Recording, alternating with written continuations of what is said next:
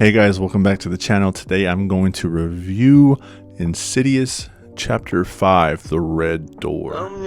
Now if you all just want a quick rating from some random guy on YouTube, I'll tell you right now, I give the movie a 5 out of 10. Comment down below what you would rate it, and let's get into it. So the movie starts off with Mr. Lambert losing his mother. If you all don't remember, the mother is the person from Insidious 1 that first sees the red demon behind Mr. Lambert. Yeah, she's dead. Dalton, the little boy, the one that could originally astral project with his dad and everything, he's starting college in this movie. Then of course, with Insidious being what it is, the type of movie and the type of settings that they like, the campus is real old, and it has that Victorian-esque look to it. The jump scares in this movie are very underdeveloped. One thing that I can say that I didn't really like was these movies have this style to where they hold too long on some of the jump scares, or they don't give you enough time to really think about anything, or they give you too much time. They give you too much time to think about the jump scare, and then after you're just like, oh, that didn't really make sense, or that was kind of stupid, whatever. They try to do some new things, and I tip my hat to them because they tried to anticipate the jump scares and then it never happens, or they anticipate the jump scares and then they hit you with the psych and then they jump scare you again out of nowhere. So overall, it's still kind of predictable. Best two scenes in the movie, I would say, well, there's three. There's one in the beginning where Mr. Lambert's texting and there's a figure in the back in the rearview mirror, or there's a figure in the back of the car slowly moving up to him.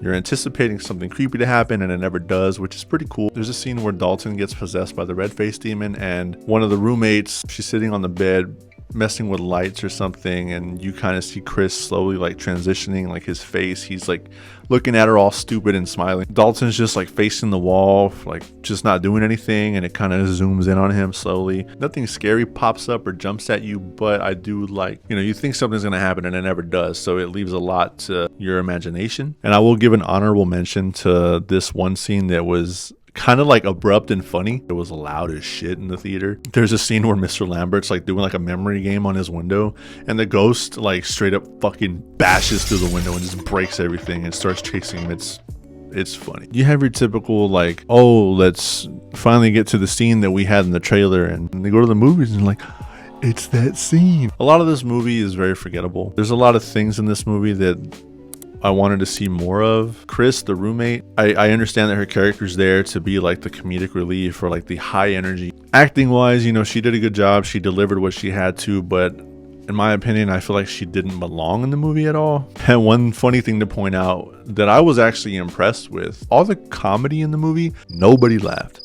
I was laughing to myself at how silent the jokes got the theater, and I was like, oh man, we need more of these reactions at the Marvel movies because some of the jokes get out of hand. There's too much. I guess one of the biggest things that I can praise this movie for would be the use of the art. We all know Dalton draws shit, and at one point he goes into an episode where he just draws what he's feeling, and he ends up drawing the red door. He kind of astral projects real quick, and he starts to get all these memories back, and he sees all this shit, right? In the movie, the Red Devil is taking his time. They really made him out to be like a punk in this movie. Well, there's a scene where Dalton and his dad are running away from him because Dalton gets possessed.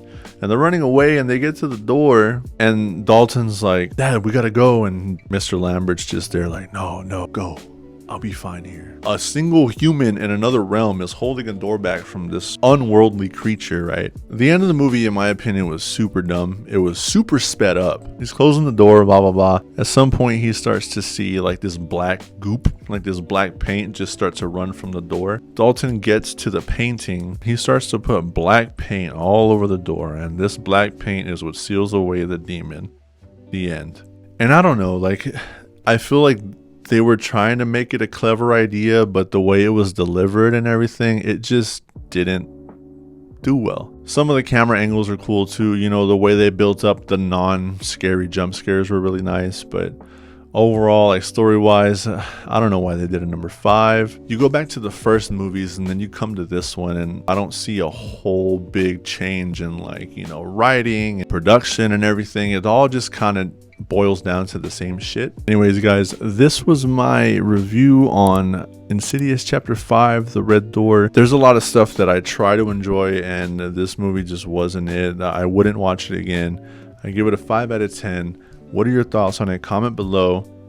I appreciate you for sticking around, and I'll see you in the next one.